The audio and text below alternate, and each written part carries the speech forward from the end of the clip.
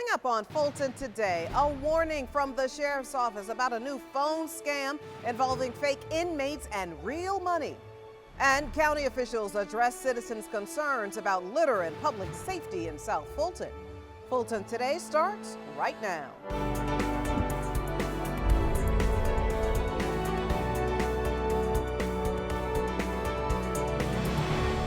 Welcome to Fulton Today, everybody. I'm Shania Chavis. The Fulton County Sheriff's Office is issuing a warning to the public about pretend inmates who call claiming to be in the Fulton County Jail. Now, these con artists are asking those who are targeted to post fake bonds and to pay for fake attorney fees. Colonel Mark Adger is the Fulton County Chief Jailer. Sir, welcome back to Fulton Today. Hi, thanks for having me.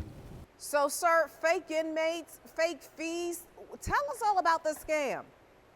Well, we discovered through phone calls from individuals, both individuals who had paid the scammers and those that took the precaution of calling us first, that third-party individuals outside of this jail were claiming to be family members who were incarcerated, and that they needed to pay a large sum of money either to bond out or to pay legal counsel, and they were using the actual names of Atlanta area lawyers as proof that they needed to pay these individuals in order for them to help them with their case or to help them get out of jail. And so are the real inmates in on the scam? Well, we don't know exactly who the perpetrators are for this scam. It could be inmates, it could be on behalf of actual inmates here at the jail. But from the phone calls that we've received, it indicates that these third-party individuals are calling claiming to be an inmate, when in reality they are not an inmate. The people who called us first before making any payments verified that these individuals were not inmates in the Fulton County Jail. And how much money have the scam artists already taken from victims? Well, in two instances, one person paid about $1,300 to whom they thought was a family member in jail, and a second victim paid about $1,500 to whom they thought was a family member locked up here in the Fulton County Jail. In both cases, that was not true. These individuals were not in the Fulton County Jail, and they were the scammers themselves. And I understand that they are calling specifically asking for MoneyGrams, which is not a money order. Well, no, it's more of a way to wire transfer funds from one location to another. And that's important because these scammers could be anywhere in the country, and they can, once they receive their funds via MoneyGram, they can be any place and go to any MoneyGram office anywhere in the United States and collect this money. And sir, what should someone do if they get this kind of call? I think, well, first they need to ensure whom they're talking to. If they're claiming to be a family member, then you should know this family member, and you should verify that this family member is indeed incarcerated in the Fulton County Jail. If you have any doubts, you can call us here at the Fulton County Jail at 404-613-2024, or you can go online and use vinelink.com and then select State of Georgia and then select Fulton County, and you can look up individuals who are in our custody. And you can use the various FultonCountySheriff.org resources to contact us or verify that an inmate is actually in our custody. And Colonel, let me get your final thoughts. We here at the Fulton County Jail, and on behalf of the Fulton County Sheriff, would like to raise awareness that if you think you're being scammed, please check with us first to ensure that you're actually dealing with someone who's incarcerated here at the Fulton County Jail, and that the funds that they're requesting are actually funds that are needed to help them with their legal case. Otherwise, don't send money to anyone you're not familiar with or unsure of. All right, Colonel Mark Adger, the Chief Jailer with the Fulton County Sheriff's Office, thank you so much for your time. Well, thanks for having me.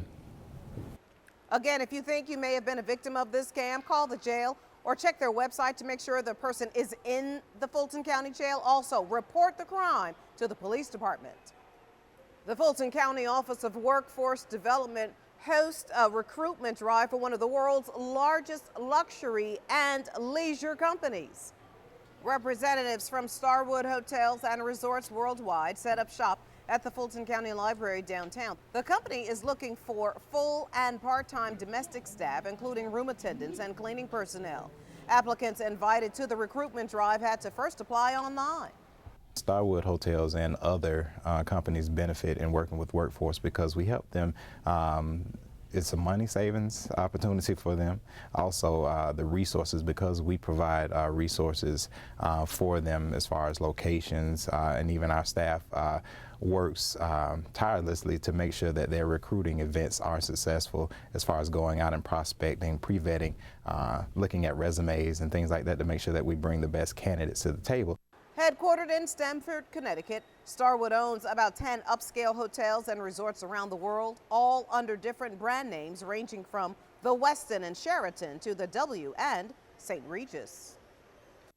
Fulton's county manager continues his tour of county facilities as he clears his first 90 days on the job. Dick Anderson made several appearances on this day. His first stop, Public Works and the Transportation Department. This team is responsible for the maintenance of all county buildings, including electrical, plumbing, heat, and air conditioning repairs and renovations. As the largest county in the state, the Transportation Division is responsible for the maintenance of nearly 700 miles of roads and bridges. That includes the Fulton County Airport at Brown Field, where the county manager also made a stop. With 3 asphalt paved runways, it is considered one of the largest private airports in the Southeast. Fulton's chairman, police chief, and fire chief all hear firsthand the concerns of South Fulton residents about litter and public safety. FGTV's Priscilla Ortega has our story. As a citizen, as a resident. It was a meeting between the county's top brass and the community's concerned residents. At issue, public safety incidents in South Fulton and public eyesores like trash and litter. In a packed room at the Cliftondale Community Center, Fulton's leaders got an earful about what residents say is hurting their property values and their peace. And one of the things that has become increasingly frustrating about being a South Fulton County resident is the amount of fear that I have about living in my own community. Fear and shame. Interim Police Chief Gary Stiles addressed concerns about public safety and in particular addressed how calls are dispatched, which impacts response times. There is a scale of priority when it comes to dispatch, and of course shooting is high on that list. It drops a little if there is nobody claiming that they either see a shooter or that somebody has been injured, but it's still very high. This gathering was put together by a group calling itself the Concerned Citizens of South Fulton. They are members of a number of homeowner associations who simply want to see change happen now. We realize that litter and crime go hand in hand. A clean community is less likely to be victimized from crime, and so therefore it's important to the residents that we clean our community up. Fulton staff explained what the county has already done in terms of trash and debris in the community, and explained how some issues are for the state to address. Cass State Continental Highway is a state highway, is that correct? And so the responsibility for those right-of-ways on a state highway falls to the state of Georgia. As Fulton's chairman assured the group that the county would continue to do its part to address their concerns, he applauded them for being involved in the process. We talked about ways that we can better educate the residents in terms of their rights, how they can be more of an advocacy, how they can be better collaborators with us in terms of having better outcomes for the community. Fulton leaders say this will not be the last meeting of its kind. The group is working on a timeline and next steps to address what residents say is needed to make South Fulton the community they know it can be. Reporting at the Government Center, I'm Priscilla Ortega for FGTV. High school students stopped by the FGTV studios to get a lesson in television production and teamwork as a part of a county summer program. These junior deputy clerks from the Clerk of Superior Court's office quickly learned the importance of that teamwork during a simulated newscast. They took on roles as anchors. I'm Carter Johnson. And I'm Jessica Story. Reporters. In the news center, I'm Taya Conley for FGTV. And technical staff during a simulated newscast. 3, 2, 1. The Junior Deputy Clerk program is designed to expose high school students to careers in local government. So what did they think about the FGTV exercise? I learned that it is a vital necessity and that without teamwork you can't have a great final product. I played the technical director.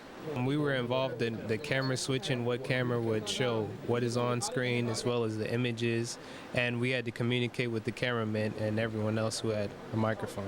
Now, to be a part of the 6-week Junior Deputy program next year, contact the Clerk of Superior Court's office. And still to come, Fulton opens another brand new library. We'll tell you all about it in our district by district coverage next.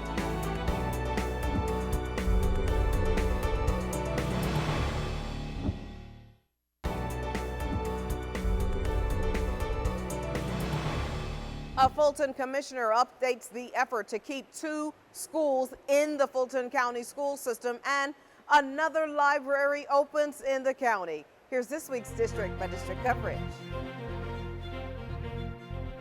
We begin with Chairman John Eves as he joins other community leaders in an effort to build relationships between various agencies and groups. The luncheon at the Marriott Marquis Hotel brought together a group of clergy, law enforcement, government, education, judicial, and business leaders. We can never work in silos and independently. We have to work collaboratively. So we are in a great community, but we certainly also recognize that there are challenges in our community. And so in order to effectively address those challenges, we have to do it in a very partnership or collaborative way. The forum gathering was titled The African American Church Transforming Society. Though the luncheon was scheduled before the tragedy in Charleston, those who attended agreed that the timing for this conversation was perfect. In District 4, the grand opening for the Northwest Atlanta Regional Library at Scotts Crossing. A host of elected officials joined the celebration for the new 25,000 square foot community facility. District 4 Commissioner Joan Garner presided over the program, and District 6 Commissioner Emma I. Darnell brought remarks. This community has been without a library for years. It has been in trailers, it has been in the basement of churches, it has even been in funeral homes, and with a total of 5,000 square feet combined, we now have a facility at 25,000 feet. And it's a great amenity for the community. The community had great input, and I think that this will bring a definite change to this community. This is a wonderful day for not only Northwest Atlanta, but for Fulton County. We have moved from trailers to a temple. Truly, it shows us the power of God's grace. We are looking forward to many wonderful years of learning and growing, not only for our children, but for the entire community. Thank you for all who made this day possible. The new branch will service patrons who once used the Perry Homes and Bowen Bankhead branches. The new branch is state-of-the-art with various program offerings. We'll have much more on the brand new Northwest Atlanta Regional Library at Scotts Crossing later in the show. And finally, District 5 Commissioner Marvin Arrington Jr. has been keeping his constituents updated on the effort underway that could place some students in a new school system. The commissioner has received numerous complaints by residents who didn't want A. Philip Randolph Elementary School and Sandtown Middle School to become a part of the Atlanta school system. An annexation attempt by the city of Atlanta could possibly result in both schools no longer being in the Fulton County school system. Both the school system and the commissioner have taken action. The annexation law needs to be changed. So what needs to happen next? One, we need to lobby our state legislators to have the annexation law changed. The annexation law is antiquated. It was written at a time when the city of Atlanta and the APS were one entity. The commissioner sent out a newsletter to his constituents about this issue. If you'd like to get a copy, you can contact his District 5 office. And when we come back, the new head nurse for Fulton County. Stay with us.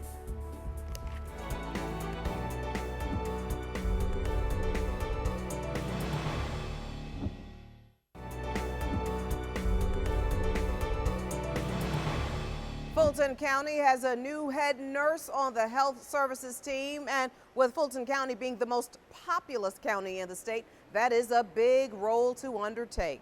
Georgina Howard joins us now to talk about some of the goals she now has for her team. Welcome to Fulton today, and welcome to Fulton County.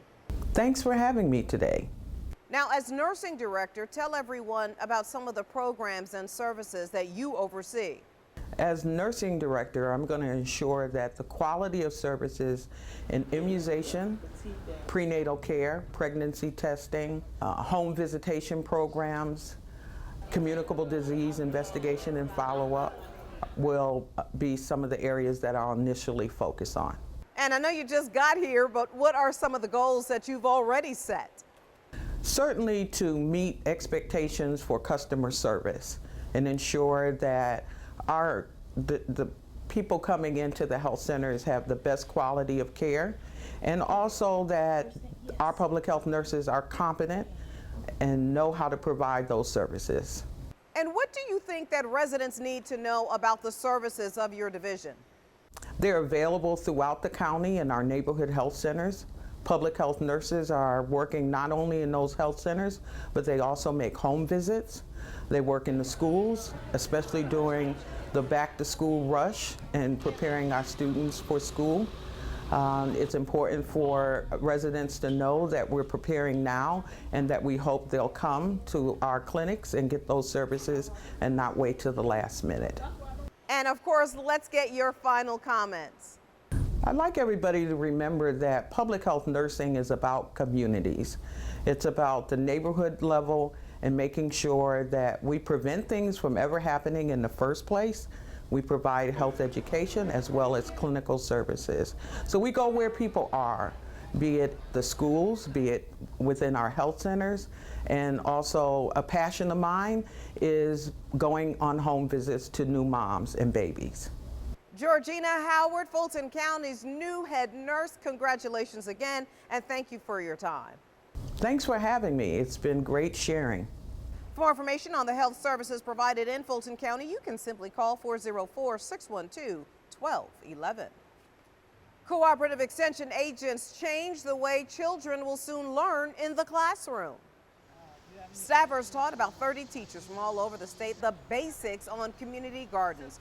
The group learned about different types of soil, how to build raised beds, bugs, and how to implement agriculture programs in their very classrooms.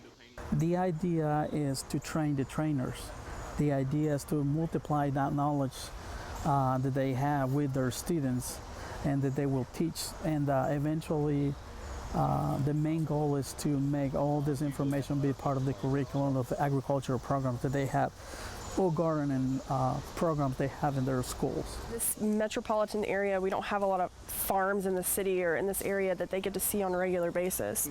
So it'll kind of open their eyes to agriculture, like the industry.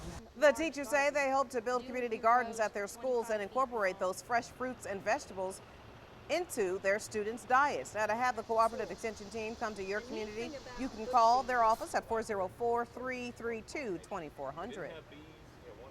Meanwhile, children get a lesson on how to eat a wide variety of healthy treats. The Fruit Cocktail Fairies had an interactive show at the Washington Park Library. The fun event taught children about the healthy benefits of common fruits. The fairies also showed the kids a variety of fruits from all around the world that they may have never seen. I noticed that people like the guava. That one always gets chosen. So guava, the Buddha's hand, is one that looks really funky and unique. So, according to the Centers for Disease Control and Prevention, children are eating more whole fruit than they have in years past. But a survey shows that 60% of children still do not eat enough fruit to meet daily recommendations.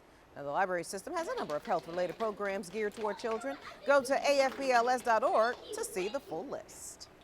And still to come, the Atlanta Hawks partner with the Fulton Parks and Recs team for a summer camp. We'll tell you all about it when Fulton Today continues.